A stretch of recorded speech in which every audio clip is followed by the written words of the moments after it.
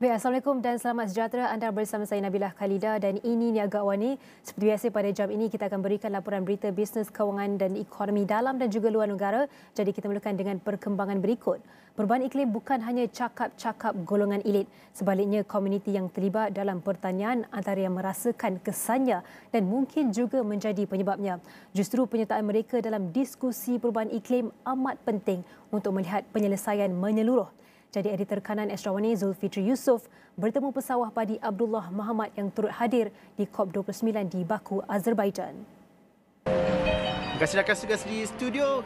Sebelum ini dalam Niaga AWANI saya banyak ceritakan mengenai pendanaan iklim, cerita mengenai ekosistem, risiko perubahan iklim di rantau Asia Tenggara. Tapi kita kembali ke kampung halaman kita di Malaysia, khususnya di Pendang, Kedah. Ini cerita mengenai pesawah padi kita yang dijemput oleh pihak United Nations Industrial Development Organisation untuk diberi penghargaan kerana mereka menyumbang kepada sesuatu yang mampu mengubah dan juga mengurangkan kesan perubahan iklim. Ceritanya dahulu, jerami padi khususnya di negeri Kedah akan dibakar dan ini menyumbang kepada pencemaran alam sekitar, khususnya pencemaran udara. Tapi kini ada inovasi di mana dahulunya jerami yang dibakar itu kini akan dikumpulkan untuk dijadikan produk kitar semula. Malah pasarannya sehingga ke Sepanyol. Kita dengarkan cerita Encik Abdullah, pesawah padi dari Pendang, Kedah ini yang mampu memberikan inspirasi. Beliau fasih bercerita mengenai perubahan iklim. Malah mereka juga fasih dan juga mengetahui dan juga sedar mengenai ancaman-ancaman yang berlaku dalam konteks hari ini. Kita dengarkan sedikit ceritanya. Yang penting sekali adalah selepas kita harvest padi, tuai padi, selalunya bila tuai padi kita ambil padi saja. Jadi apabila kita ambil padi saja, apa yang terjadi kepada jerami ataupun kata yang tertinggal lah, maksudnya jerami, daun, batang, akar, dia semua tu adalah bahan buangan, bahan daripada hasil aktiviti tanaman padi. Jadi sekarang ni, sebelum ni biasanya kita bakar lah. Itulah yang paling senang. Dan walaupun senang pun saya ingat kadang-kadang ada masalah juga sebenarnya.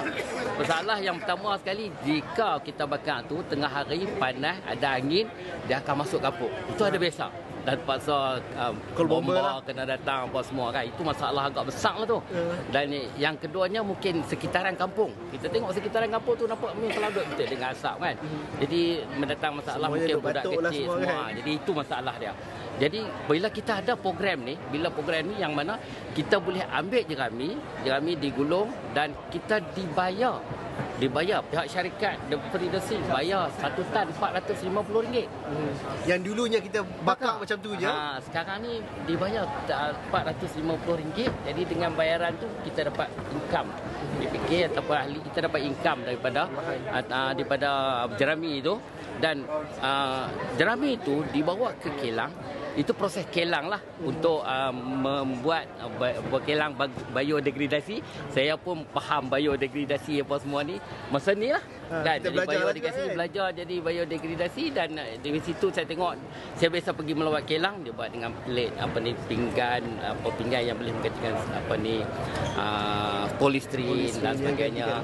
Kemudian bahan-bahan siasatan kan, plate yang orang cabut gigi tu, yang duduk atas tu kan, atas orang cabut gigi tu yang boleh tu. Jadi banyak saya tengok dan sebenarnya bila yang tu boleh dibuatkan, jadi kami pun daripada 5 tahun tu kita buat perjanjian dan kita teruskan daripada tahun 2008, 2009, 2010 sampai sekarang.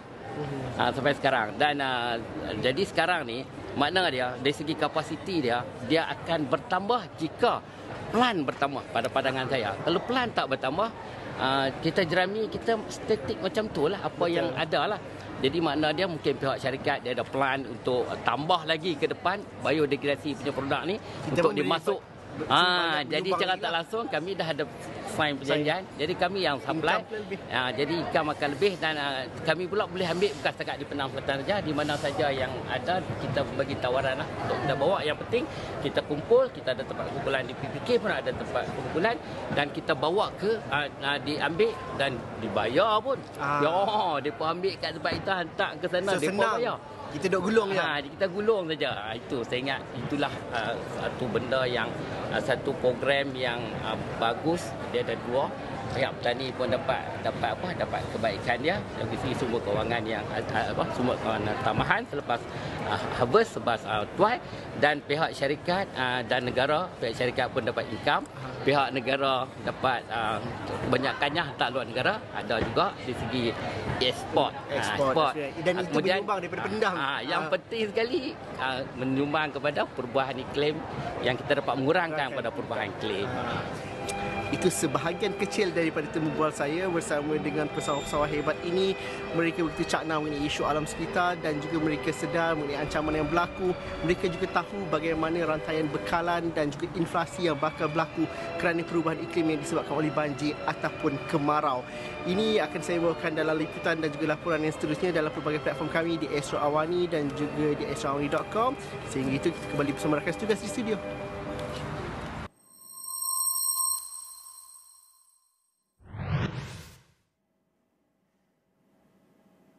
Baik, terima kasih Zul. Dan sementara itu, Malaysia berada di tahap yang lebih tinggi berbanding negara-negara lain dalam adaptasi tindakan berkaitan matlamat pembangunan mampan SDG. Menteri Perumahan dan Kerajaan Tempatan Ngah Korming berkata, Malaysia menerima 43% mata bagi sasaran SDG 2030 berbanding mata purata global iaitu 17%. Saya ada satu petanda positif yang ingin dikongsikan di mana mengikut bangsa-bangsa bersatu untuk semua negara yang telah pun menyokong SDG 2030. Negara kita berada di paras yang agak tinggi berbanding dengan secara peringkat global 17% secara purata. Malaysia sudah mencapai 43% daripada segi SDG Go 2030. Memang jelas masih lagi banyak yang boleh dilakukan, tapi ini terbukti we are now on the right track. Negara kita berada atas landasan yang betul. Cuma kita perlukan beberapa langkah, iaitu pertama, perancangan yang rapi, pelaksanaan yang efektif, plan komunikasi yang berkesan, ada semangat bekerja sebagai satu pasukan, dan yang paling penting, satu kepimpinan yang berintegriti seperti Yang Amat Berhormat PMX.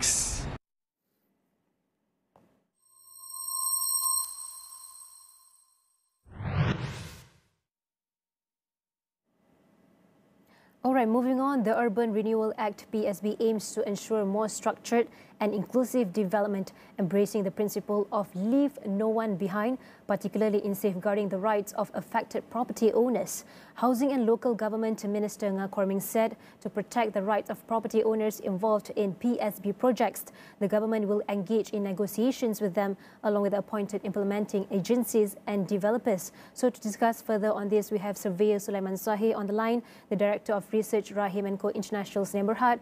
Firstly, Sulaiman, the Urban Renewal Act aims to create sustainable vibrancy in urban areas. So how do you define inclusive, equitable and sustainable vibrancy, and what key factors need to be considered when planning urban renewal projects to ensure they meet both environmental and social sustainability goals at the same time? Thank you very much for having us. Firstly, on urban renewal. The thrust of having urban renewal policies and agenda is to make sure that any city, especially in cities in Malaysia, within our context, is to be sustainably growing and continue to be vibrant as we go along. The vibrancy of a city must be properly defined because it is supposed to be a city for all. Disregarding the racial background or the socio-economic background, it is actually something that is for the best of the inhabitants of a city.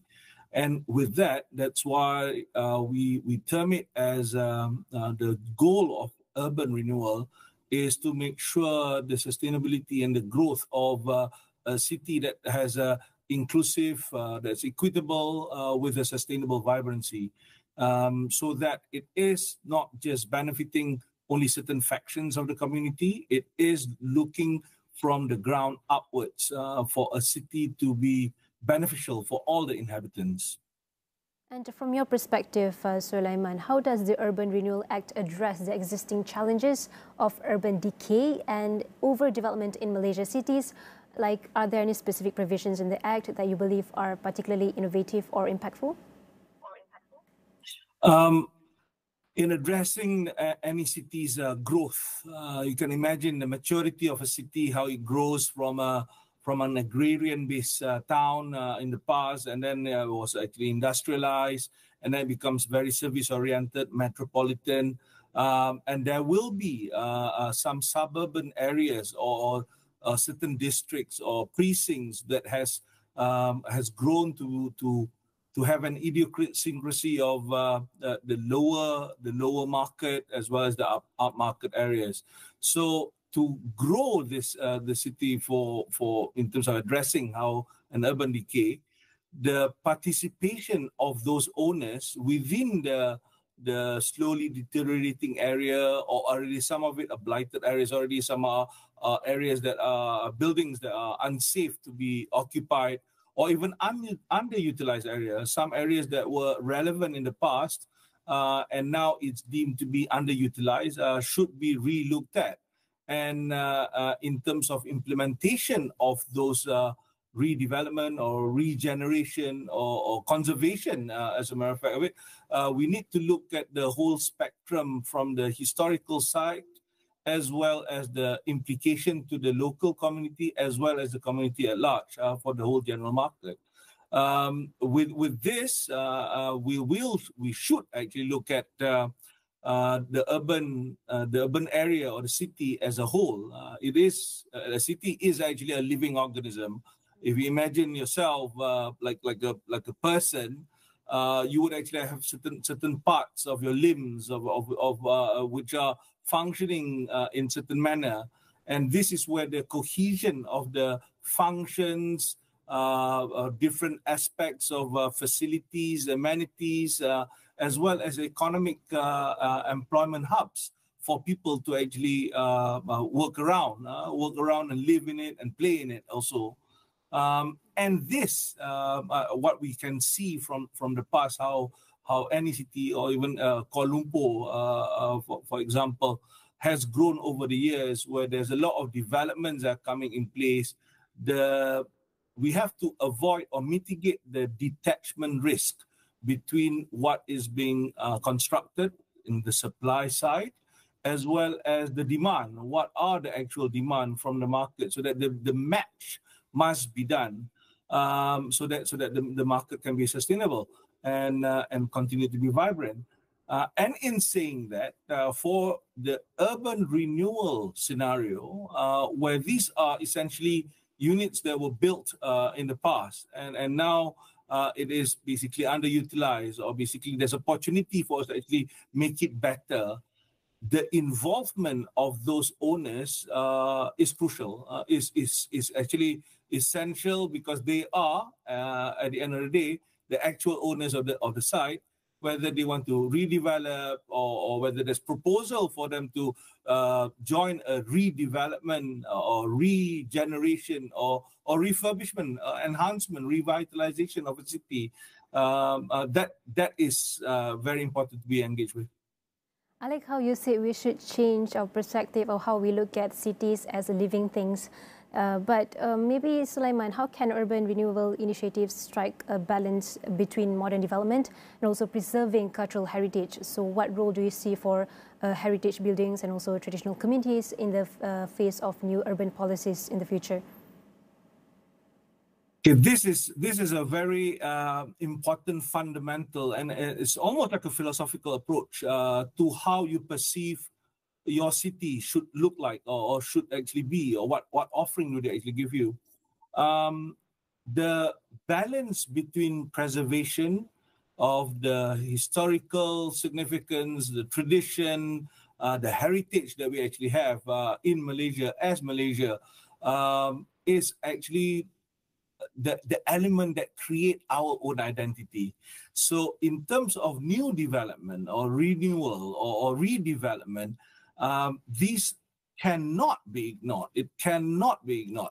And in terms of redevelopment potential, where there is an opportunity for it to conserve because it creates the character of an urban, it's actually very important as well. We can see some developers or some developments around the world where they actually maintain some of the architecturally significant buildings or even some features within the city. It may not just be buildings, mind you. It could just be a plain or a plaza or an open space where it has some significance of certain historical significance or even to the local community. This is where something started 20, 30 years ago or 100 years ago where they want to be remembered with, so that it creates that character. And in terms of the potential monetization of such character, it boils down to tourism activities, because a person, especially for foreign tourists in the country, people actually go to another city or another location to actually experience the difference and celebrate the difference and knowledge of how things are done in certain parts of the world. It's not to have a repetitive model or repetitive element that they can actually see it anywhere else. They want to see something that's unique, and that is what we can actually capitalize on. Interesting to know that, and we shouldn't actually, we can actually learn from the different countries of the world, but we shouldn't actually implement the same thing in Malaysia. But as a leader in the real estate industry, how do you see the private sector playing a role in implementing the objectives of Urban Renewal Act? What are some of the challenges and perhaps opportunities for developers in contributing to urban renewal while ensuring sustainability at the same time? The success of such a venture like this would depend on all the stakeholders to be engaged with properly, taking cognizance of their inputs and their feedbacks, so that we can actually entertain, or basically to address, not to entertain necessarily, but to sufficiently address and justfully addressing the different needs and interests. So like in terms of the evolution of a city or the development of a city, the role by the government or local government, federal, state, as well as local government, and the private sector in terms of developers, in terms of communities, NGOs, in terms of how the soft programming, rather than just hard programming, which is the hardware, there's also the software elements. And these two has to be intertwined and woven together so that this can actually be moving forward. But one critical element in this is that any venture would actually require some funds in terms of making it sustainable from the ESG element, the environmental aspect, the social aspects, and also the governance and transparency. We need to strengthen the drive for development as being a responsible development. We need to actually have responsible development where all this can actually be pulled in the appropriate manner, so that it is actually marketable, and also it is actually of benefit, of actual benefit to the people, to the actual local people who are actually living there or who were living there, who are the current owners, as well as potential users or purchasers or even visitors coming to an area. And indeed, it wouldn't be successful without the support and also involvement of the community engagement as well, and also smart city solutions and data analytics, and also, like I mentioned earlier, financing schemes. So we have about 1 minute left. Maybe what is your long-term vision for Malaysia's urban areas under the Urban Renewal Act, and how can urban renewal contribute to the overall livability and competitiveness of cities in a rapidly urbanizing world? Keeping pace with global regional growth of different cities. I think making Malaysian cities to continue to be attractive is numero uno. It's actually very important, not just for the local benefit, for the local community benefits, but also to actually continue generating business opportunities and whatnot. And this is actually the renewal scheme that we actually want to go forward. It needs to actually tackle both the demand drivers in terms of the interest of new interest or investors or purchasers coming to an area, the developers who are actually executing the development and whatnot, the regulators of government, as well as the owners themselves, the owners themselves.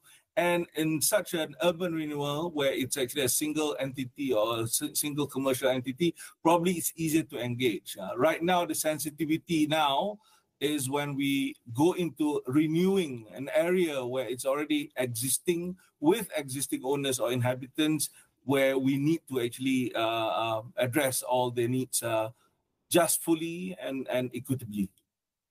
Thank you so much, Surveyor Sulaiman Sahih, Director of Research, Rahim & Co International Sdn Bhd. Thank you for helping us understand better on Urban Renewal Act and moving towards a sustainable vibrancy of urban areas.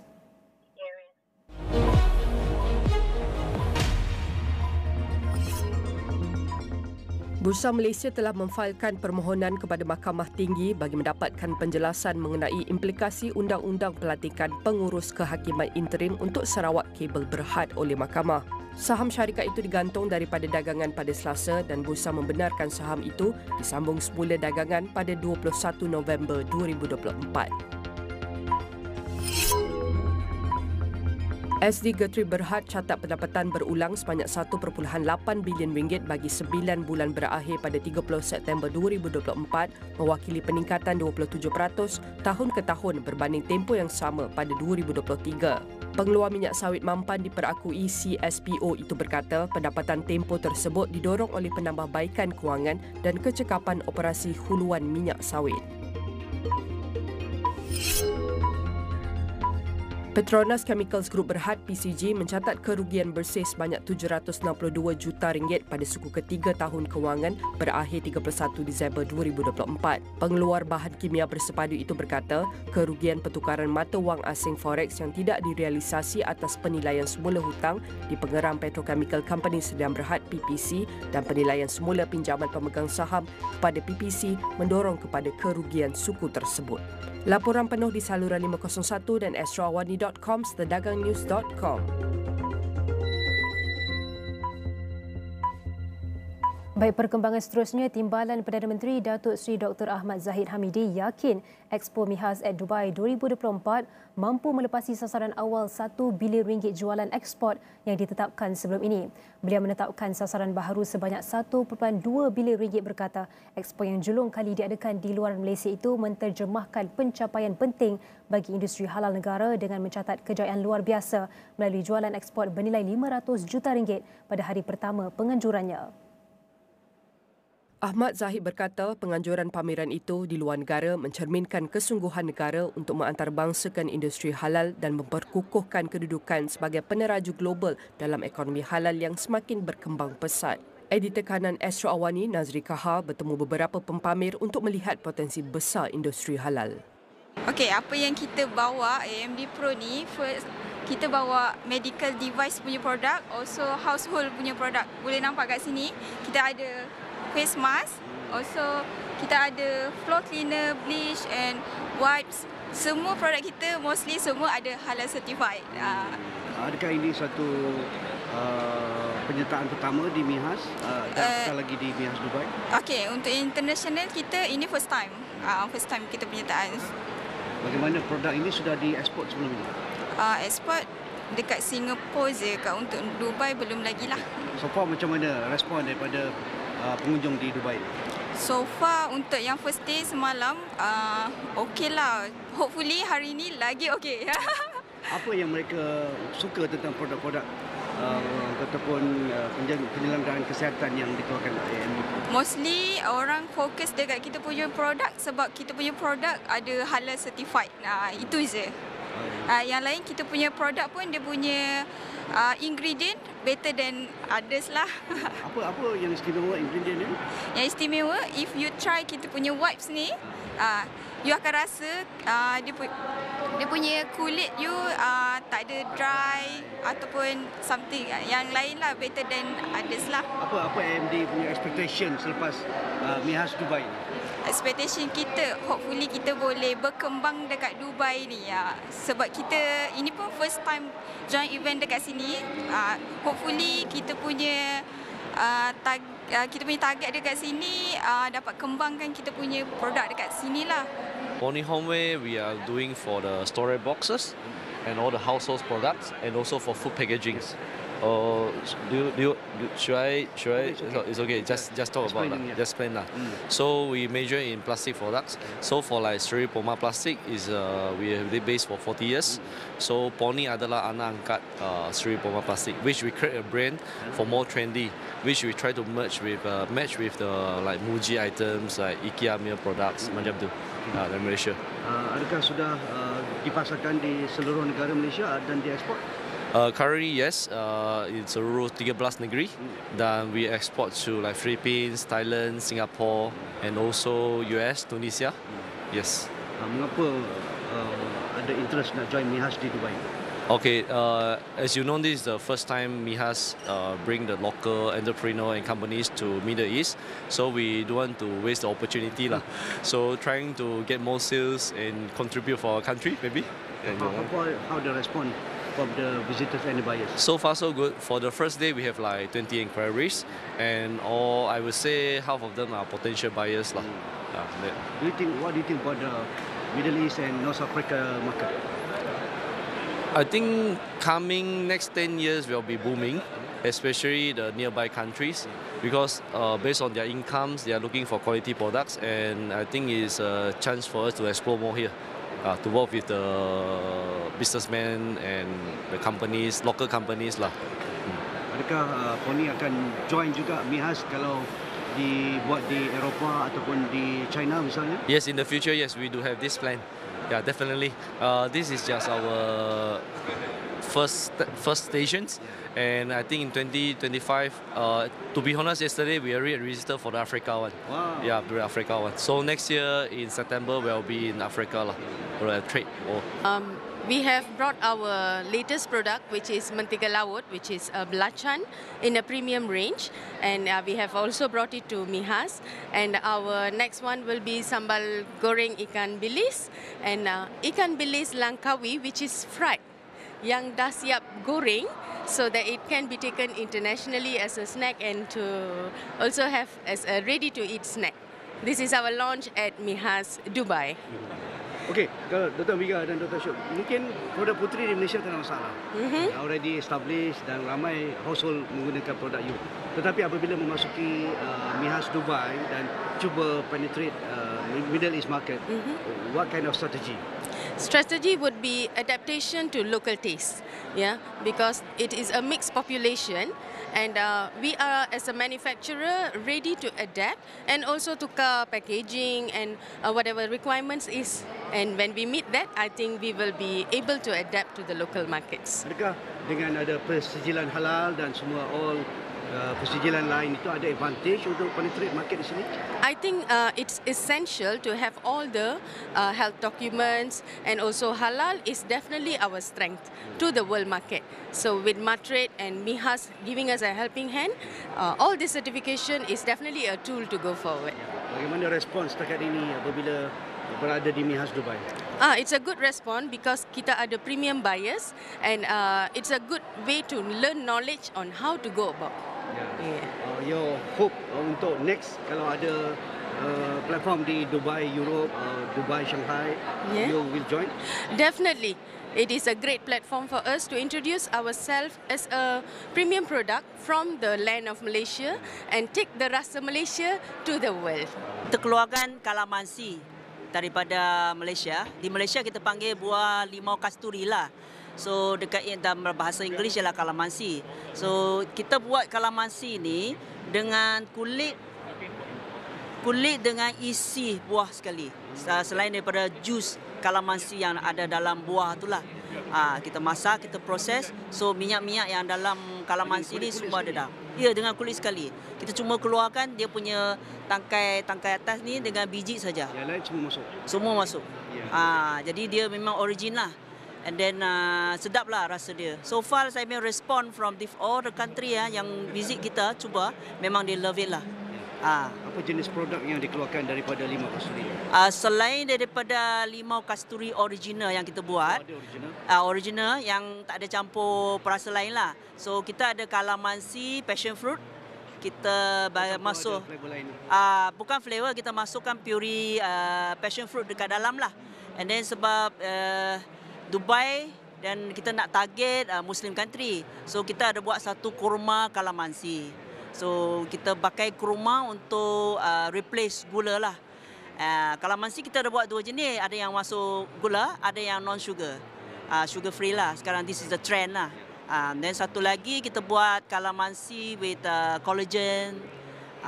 Itu yang variety yang kita nak promote lah, limau kasturi ni. So far bagaimana respon buyers di MIHAS Dubai? Respon is very good. Kita dapat inquiry daripada supermarket, 115 outlet, Lulu, purchaser ask us to visit them. And some other country also interested us to give quotation lah. Sebab this is the first time they experience calamansi taste like this. And they are very confused, limau kasturi, calamansi with the lime, lemon. They never see this product before. And they taste it and they love it. And limau kasturi yang kita buat ni, selain daripada buat minuman, kita boleh act as a jam, marmalade jam. Dia boleh marinate ayam, ikan. And then kita boleh buat topping untuk ice cream, topping untuk yogurt, buat macam-macam lah. Sebab Itali restoran dia try, dia bagi kita banyak resepi. So produk ini selain daripada buat minuman, memang dia boleh buat banyak dessert lah. That's why they seen the potential. And then di Dubai, orang Filipin banyak. Banyak yang suka. Bila dia pass by, dia boleh smell limau kasturi, they come over. They say, I want to try calamansi. Without seeing the product, they see calamansi is around this corner. And they want to try because they miss their country. Yeah. This is the feeling that I have lah. Most of the Filipino yang datang sini, they say like that lah. When they try calamansi, they like rindu negara dia. Calamansi dari produk strawberry sudah ada sijilan halal? Ya, sudah ada halal. Ya. Jadi apabila mendapat permintaan, request daripada buyers di Dubai ni, adakah boleh memenuhi kapasiti production mereka, permintaan mereka? We try lah. Scale by scale kan. Kita kena expand lah. Belum first time kita datang Dubai. Tapi kita sudah pergi Singapore, sudah pergi Hong Kong and China. Now in the negotiation with China, diorang nak eksklusif untuk China market. And I think Dubai very fast lah. Saya dapat merasa kalamansi puree antara produk yang dipamerkan, dijual di MIHAS Dubai ini, salah sebuah syarikat di bawah jenama Snowberry Malaysia sedang berhad. Ini satu keunikan kerana limau kasturi mungkin biasa di kalangan kita di Malaysia, tetapi sebenarnya ia mendapat pasaran yang amat besar di Timur Tengah, apatah lagi di Dubai ini, kerana ramai sekali populasi Filipina dan juga Asia yang bermastautin di sini. Jadi ini merupakan satu ruang bagaimana keunikan produk halal Malaysia boleh menembusi pasaran yang cukup luas di Timur Tengah dan juga di Afrika Utara ini. Dan keunikan kalamansi, pelbagai khasiat kita sedia maklum, dan inovasi dan penyelidikan yang dilakukan oleh syarikat ini, saya rasa mampu pergi lebih jauh. Dan ternyata sudah mendapat rujukan, pertanyaan untuk membawa masuk produk-produk kalamansi dari syarikat Malaysia ini untuk pasaran di Dubai, di UAE ataupun di seluruh rantau Timur Tengah ini. Kita mengharapkan lebih banyak syarikat yang menyertai MIHAS Dubai ini akan mendapat respon yang sama. Nazri, Kahar dan Muhammad Rozi dari Emirat Arab Bersatu, MIHAS Dubai.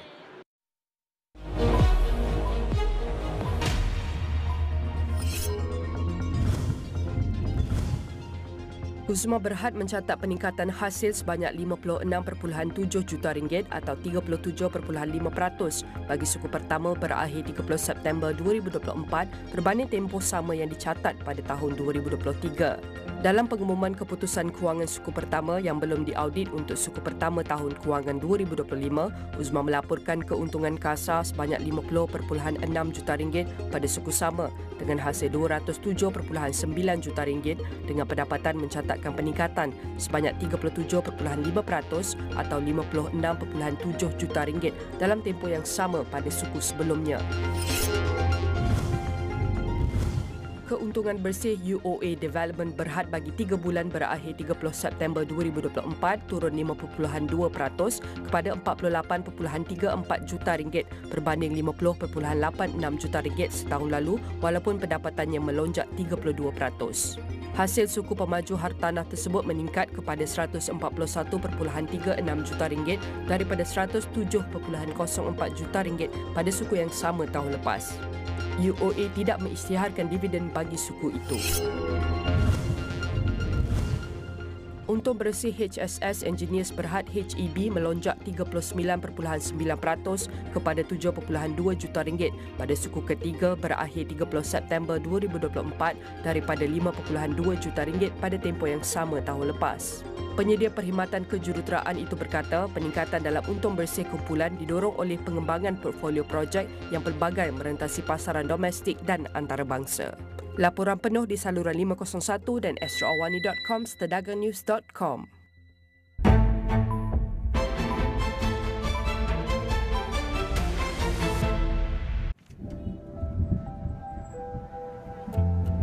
Bila kerja sendiri, semua kena buat sendiri. Tapi, bersama rakan niaga, semuanya dapat ditempuhi bersama.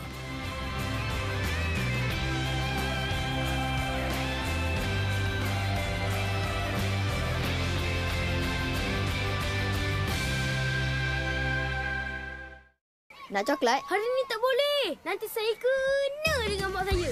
Pepsodent baharu disahkan halal. Mikrokalsium aktif dan Proflorida Complex membantu memperbaiki lubang halus akibat makanan manis sebelum menjadi kaviti untuk perlindungan maksimum. Pepsodent. Jom kita melukis. Dengan Breeze Power Clean, membersih secara mendalam, menghilangkan kotoran degil sehingga 72 jam kemudian dan berkesan membasmi virus. Breeze Power Clean, luangkan masa, basuh kemudian. Nak coklat? Hari ni tak boleh. Nanti saya kena dengan mak saya. Pepsodent baharu disahkan halal. Mikrokalsium aktif dan Proflorida Complex membantu memperbaiki lubang halus akibat makanan manis sebelum menjadi kaviti untuk perlindungan maksimum. Pepsodent. Ikat lepas libas kibas. Biarkan panjang. Sunsilk Strong and Long baharu menguatkan rambut dari akar ke hujung. Biarkan panjang. Strong and Long.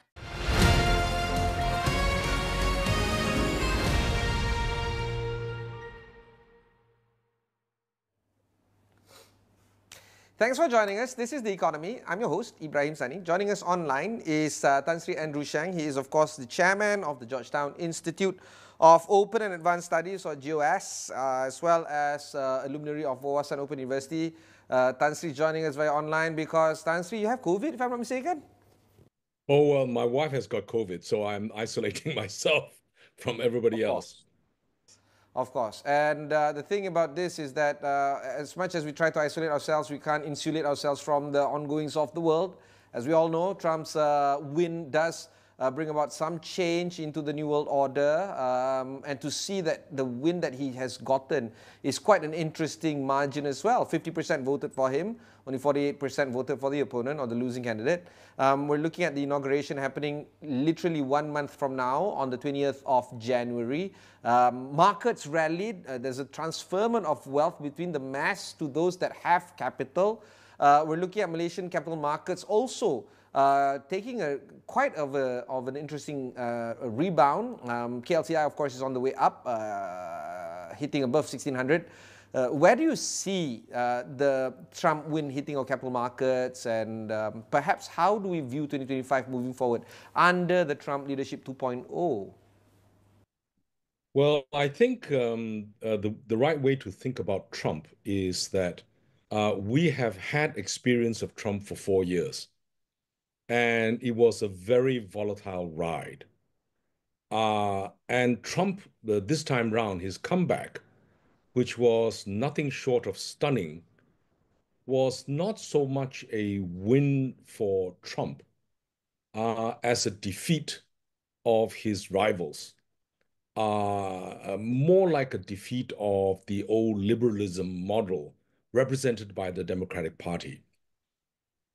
I think the inability of Western liberals to promise much and deliver little has resulted in loss of faith over the free market.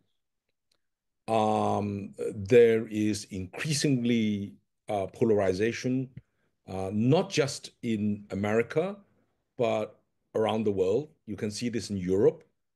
The far right is gaining strength in many countries. Recent elections have shown that the far rights are gaining strength in Germany, Northern Europe. And of course, you can say that to a large extent, people are psychologically prepared for Trump. Now, he has made some, really surprising, some people would say outrageous appointments in his cabinet. And I think people would be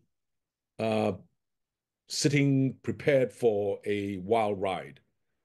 Now, but I was recently with some Americans at a very high level, and their advice is that Mr. Trump should not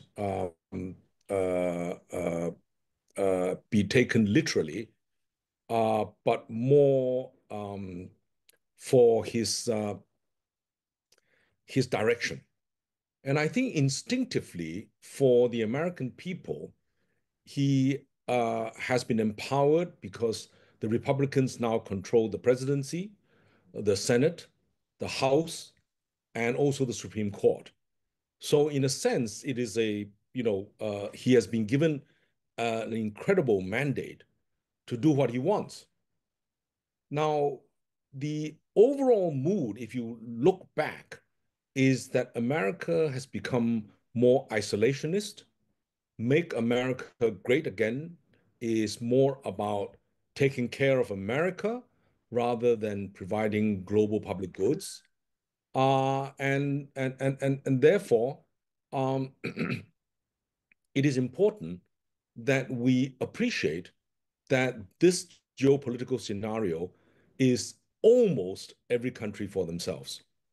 But of course, you see a rise of the BRICS countries.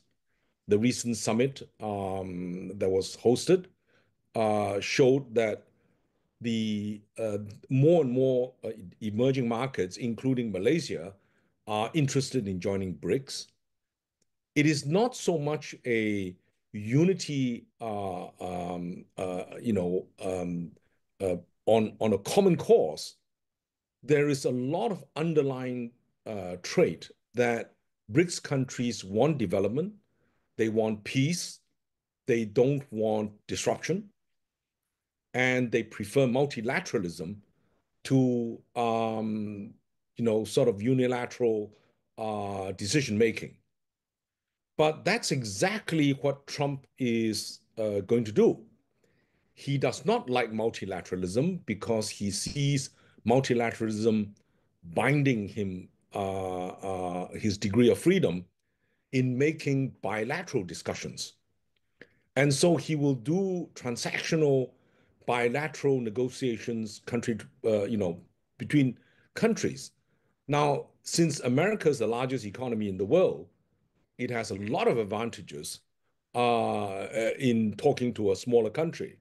And so what you will find is that, some of the smaller countries will probably cave in. There is no question that Europe is now in deep trouble. The business model of Germany in particular, which has been based on cheap energy and sales of motor cars, have been disrupted by the Ukraine war and the influx of electrical vehicles, particularly from China. The United Kingdom is struggling to find its new role after Brexit. Japan economy is the stock market is doing reasonably well, but the yen keeps on depreciating.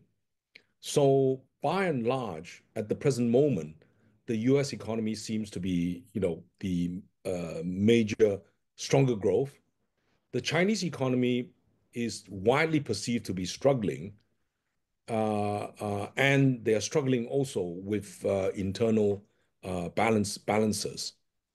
The ASEAN economy seems to be doing well, and I think provided ASEAN does, maintains its neutral path and does not try to take sides and does not incur individual Trump's focus, then I think, overall we should be doing okay. In that, on the stock market issue, very difficult to predict, but I think the rise of Trump, the businessman, is clearly going to be markets friendly. That part is for sure. Whether the markets will be inclusive and be green is now the question that everybody faces, because Trump and his major followers are not followers of green carbon ecological issues.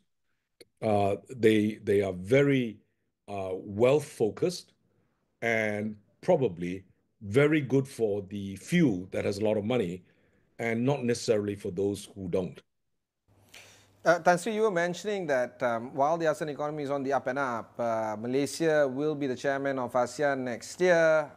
I met a Ukrainian diplomat, and he says that the fact that we're pivoting towards BRICS, sending our delegates over to Kazan, for instance, a few weeks ago, shows that it is, and quote unquote, a step off the neutrality path.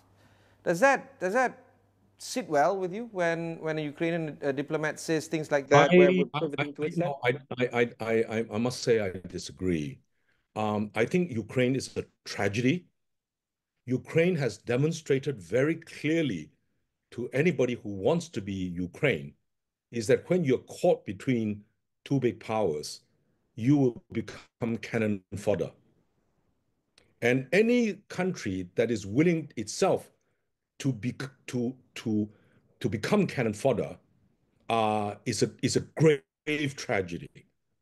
You do not sacrifice your people, your stability for what you perceive to be ideological fundamental rights, in which your country will be destroyed by conflict and war. I'm not trying to take sides. I think Gaza is a classic example where even the International Criminal Court of Justice is saying that it's bordering on genocide. Many of us would feel actually that is the case. The issue is that the unwillingness of one party to stop, even though almost all members of the Islamic community guarantee the safety of Israel, seems to me, is a diplomatic tragedy and a human tragedy that will be a blemish on the West over its support of mass killing. But there's also that whole notion of a friend to everyone is a friend to none. Do you feel that Malaysia or even ASEAN needs to actually pick sides in order for us to move ahead and build a stronger economy in this very tumultuous period? I think the idea that the emerging markets do not want a stronger economy is very clearly demonstrated in the Middle East. If under the past, what Israel has done in Gaza would have invoked jihad.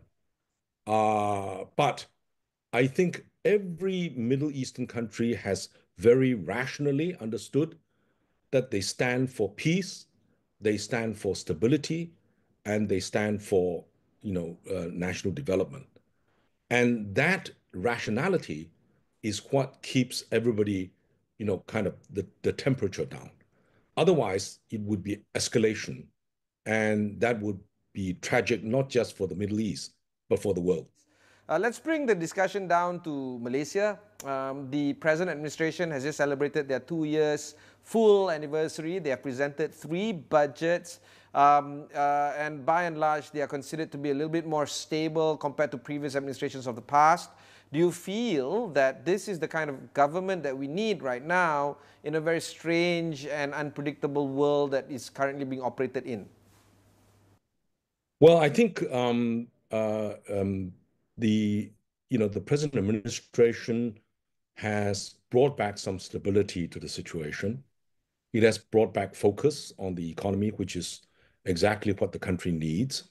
Having too many changes in administration and too much politicization has not helped. I think you can see this in the recovery of the ringgit. You can begin to see in the gradual recovery of the economy. I think Malaysia is in a sweet spot right now. The very fact that there is tense US-China relations means that many factories in China are beginning to move out to neutral areas, and Malaysia is clearly one of their favorite choices. I looked at the recent publication of FDI going out of China. Clearly Vietnam is a major beneficiary, but Malaysia, Singapore, are clearly also beneficiaries, and also Thailand. So in that regard, there is the what is welcome is not just the inflow of money, but also the inflow of technology and skills, particularly in the semiconductor supply chains. It's now very important. In the recent budget, the Prime Minister called for not just the Madani economy, but also continued reforms. And I think, we have been disrupted by the politicization of many issues, but I think major reforms are clearly due. But to a large extent, I think what is more needed is a conversation within the country, what we need to do together with the private sector. And just to rely on, GLCs to continue both the GLCs and the, GL investment corporations, the funds, to push the economy is not enough. Clearly, the private sector needs to take a strong lead. And that needs much, much more than, just what is put into the plans.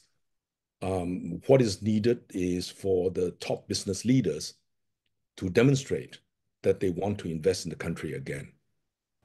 And therein lies the challenge, because we're not the only market that is trying to attract businesses to operate in. And I'm not just talking about FDIs, I'm talking about DDIs as well. I'm also talking about new industries that is up and coming. Companies are now leaving China to move into elsewhere, and of course Vietnam and Indonesia tends to win that kind of war against Malaysia in attracting foreign businesses to set up shop. Do you feel that this government has enough in itself to attract businesses to come together as one and build this economy better for the future? Or do you feel that there's a lot of room to grow or improve with regards to this administration? We all have room for improvement. There's no doubt about that. But the regional competition is really strengthening. If you look at our growth, I think we're very happy we got 5.9%. But if you look at what's happening in Vietnam, they're getting closer to 7%.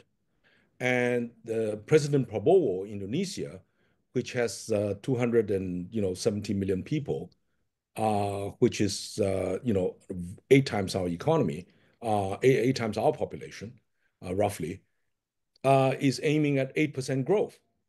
The Thaksin family is back, and Mr. Thaksin, the father of the present Prime Minister, is very pro-business and clearly wants to push very hard. Vietnam, as I said, is literally a little dragon ruled by a single party, are very determined on growth and has been a major beneficiary, not just from investments from China, but also from the United States and elsewhere. So to a large extent, and in almost every field that Malaysia is in, except palm oil, right? But in the electronics field, whereas previously we could hire Vietnamese engineers, today there are not enough engineers, Vietnamese engineers to go abroad. They are fully utilized within their own country to help their own development. So we must do a lot more and not rely on foreign labor, and increasingly focus on how to uplift our overall skills. I have said previously that we live in a window of opportunity, not just because of the geopolitical window, whereby money is moving to the global south, especially the fastest growing area, which is ASEAN, where Malaysia is located, but also because the Fed, the United States, will definitely lower interest rates.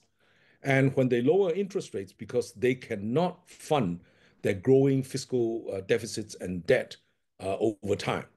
Now, when the Fed begins to lower interest rates, the whole world will benefit because the higher dollar causes tighter liquidity, and money tends to flow back to the United States. And anybody who borrows dollars or have currency linked to the dollar will suffer, tight liquidity and therefore capital outflows. So the currency situation and the monetary situation, the monetary policy is going to benefit. We're going to have, a fair wind behind us in that area. But because there is so much competition for external funding, and the amount of surplus is now, the surplus economies, those who have money are going to be pursued by everybody. And so therefore, we really must work harder. Now, what you notice is it's happening in Malaysia, which is a very good sign, is that, states that have a little bit more autonomy, like Sarawak, and have a lot of energy, have now benefited tremendously. States like Johor, which is close to Singapore, have also benefited tremendously. Penang has benefited because of the semiconductor industry. But all these high tech stuff requires huge investments. We're talking about billions, right? In 2005, investing in a 28 nanometer chip, just the design cost was $29 million, which even in today's terms, not that bad. But at a 5 nanometer chip, the design cost alone is 542 million, which is $500 million. To buy the state-of-the-art ASML lithographic machine, photolithographic machine, costs $350 million US, the equivalent of an Airbus 350.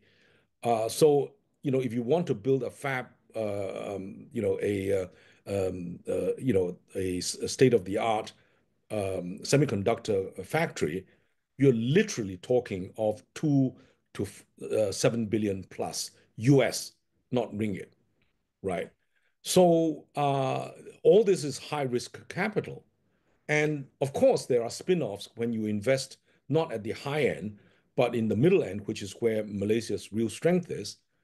But even there, we need, big money. And this is not money which the banking system, which is fundamentally risk adverse and short-term, can fund. And Malaysia has been, largely a bank dominated economy. And our stock market, which used to be one of the favorites of the MSCI in the late 80s, early 90s, is today, being overtaken, by the Indonesia market, and the other, sort of emerging markets around us. So to a large extent, we really need to focus on how to revive Bursa. Now, this is not about general macroeconomics because it really is about champion companies.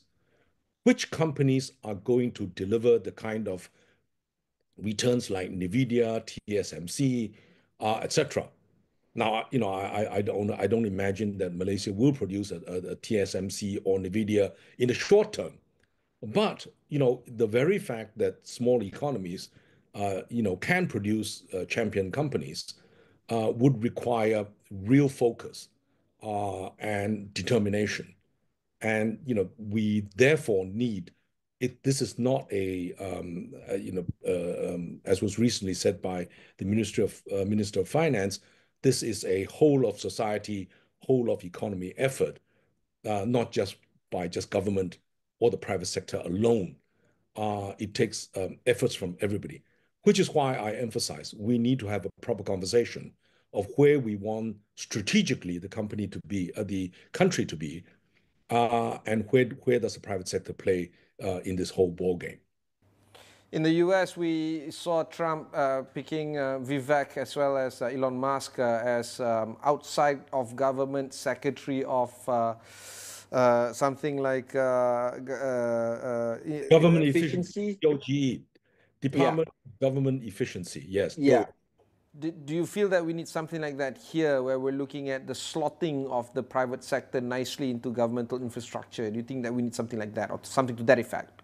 Let me say that Malaysia, after the pandemic, I was extremely impressed by the quality of our health services and the dedication of all the staff, the quality of our security services. We went through the pandemic, one of the toughest conditions, basically crime-free, roughly crime-free, other than online scamming, and at the same time, our people were looked after safely. And I think that's a great credit to our civil service. However, the age of artificial intelligence is exactly where efficiency gains can be found. If you look at the most recent McKinsey studies on small and medium enterprises for America, they think that the greatest productivity and innovation will be found when small enterprises learn AI. Now, this is again not just based on the private sector.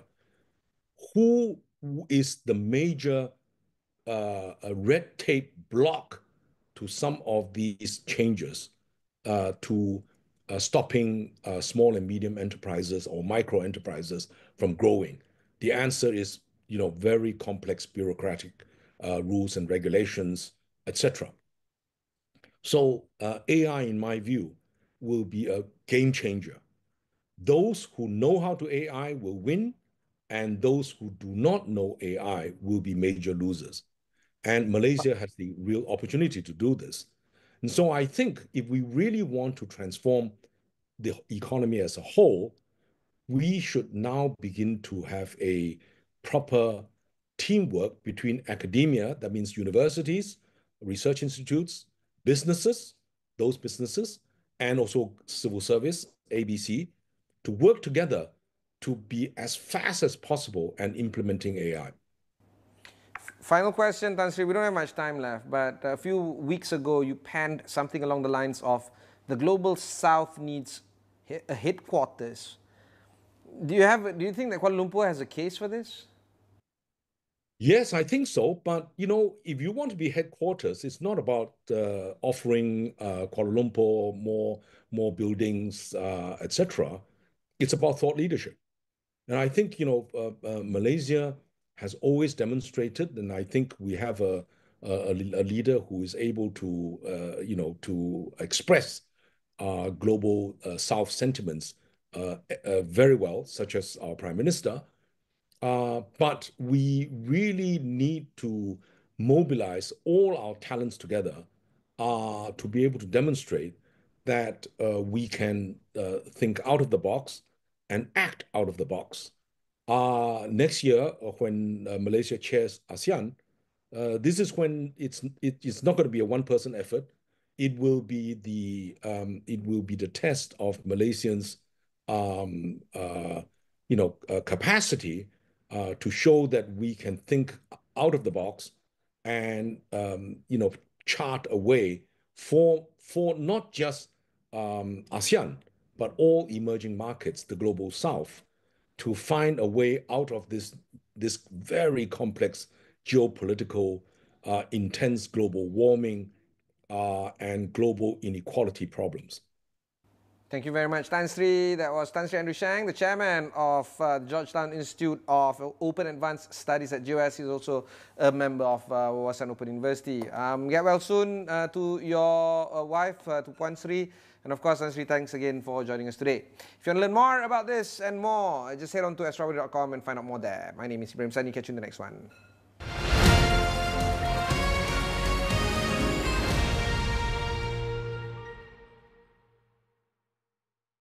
Apa signifikan dengan pengumuman ataupun berita yang keluar